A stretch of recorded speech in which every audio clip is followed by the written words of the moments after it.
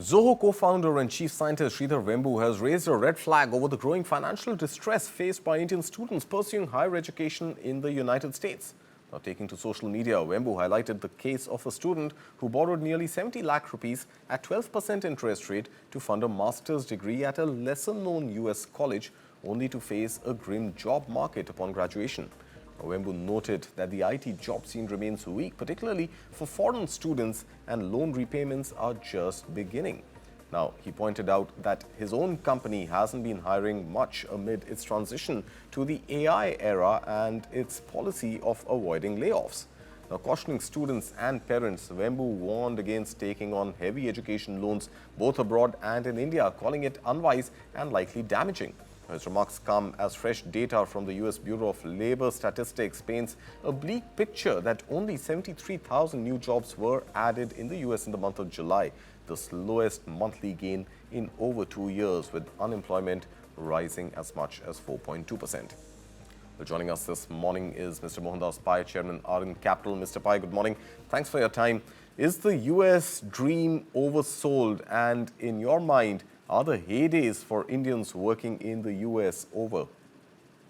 Well, let me say this way, that too many people who are now going overseas and studying in very small colleges hoping to land a job. Yeah. India has more than 1.2, 1.3 million students studying overseas. This number has gone up tremendously in the last 10 years. And 80-90% of them are not going for higher education. They're going there to study there and get a job and not come back. That's They right. think that El Dorado there, they'll get a lot of money. And the numbers are so huge that many of them will not get jobs. Look at Canada. People go to third grade colleges, not the top colleges, which have got no brand, which are teaching shop, and do all kind of silly courses. I mean, these courses don't have jobs.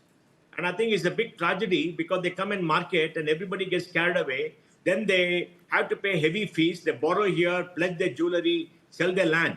See what is happening in Punjab, right? In Punjab, people are selling the land for 1 crore an acre, sending the young person who's semi-educated to Canada, doing all kind of things here, going there as a victim. Then they go to some college and they become victims of the Khalistanis. And so many of these people are going to Australia, they're going to Canada, they're going to the US, to smaller colleges. Australia has now cracked down.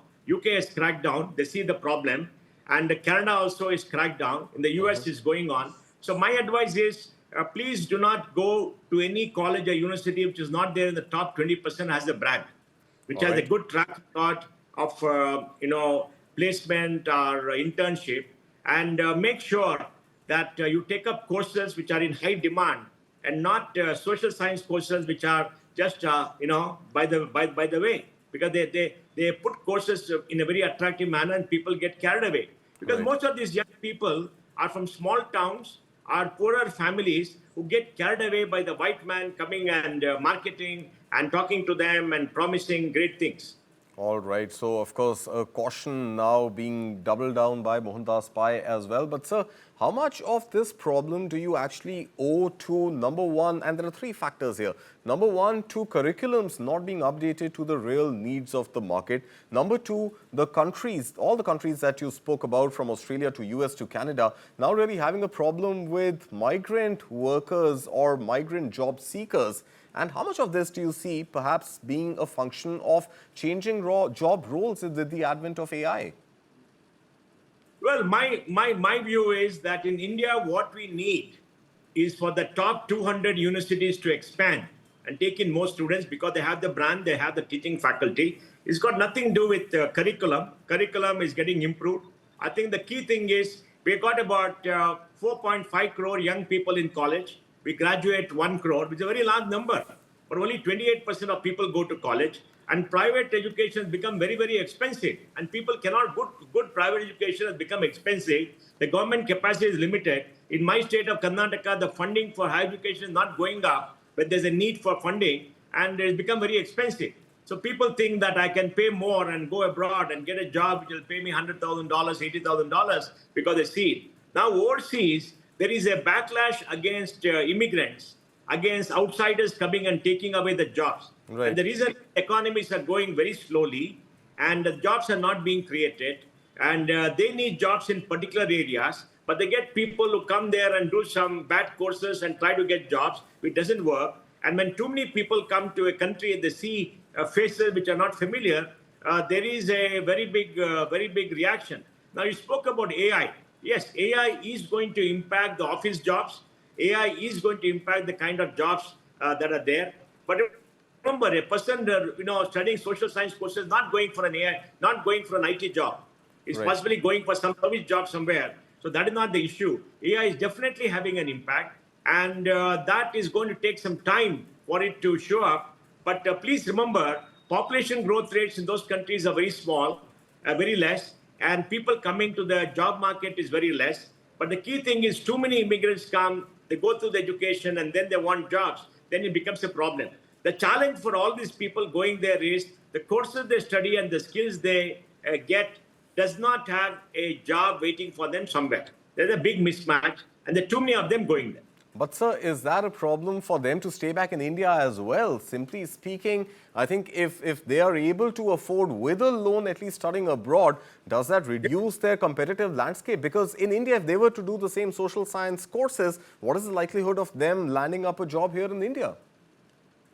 Well, I think, look, I will put it this way. If you're borrowing 70 lakhs to go and do a bad course in some social science course of no consequence overseas, you're better putting the money to work in India and starting a business, or putting the money in a bank, or not borrowing at all and getting maybe 25, 30,000 rupees starting and going up to 50, 60,000 rupees in 2 or 3 years. Because you'll have no debt to service, right? Even when they go abroad, if you have $100,000 as debt, servicing the debt is going to take you a lot of time. Unless you get $80,000, $90,000, you won't have the money to service the debt and the interest. Interest rates are high. So you got to see what is better for you. A lower paying job and no debt in India, or very low debt, or a high debt overseas, a bad course and a low pay and misery staying overseas and trying to pay off the loan. And those who are stuck in that misery now, sir, stuck with EMIs and no jobs, what is the way out for them? There's no way out. I mean, there's no way out. They have to keep trying. If they keep trying and it doesn't work, it doesn't work. They have to come back here and try to get a job and work it off. That's why we must tell all young people, barring the top 20 colleges, barring courses which are in high demand, please don't go overseas unless you got your own money. If you're well off, you got your own money, you want to get a finishing, well, you go there and do something, that's fine.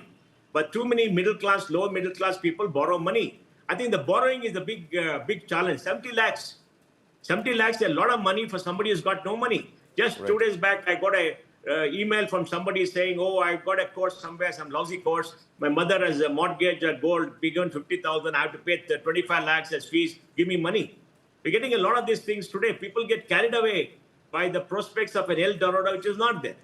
So I think it's a very dangerous situation. And we got too many marketing agencies in India who are trying to market that. Too many middlemen there who give them glorified pictures of what they can do.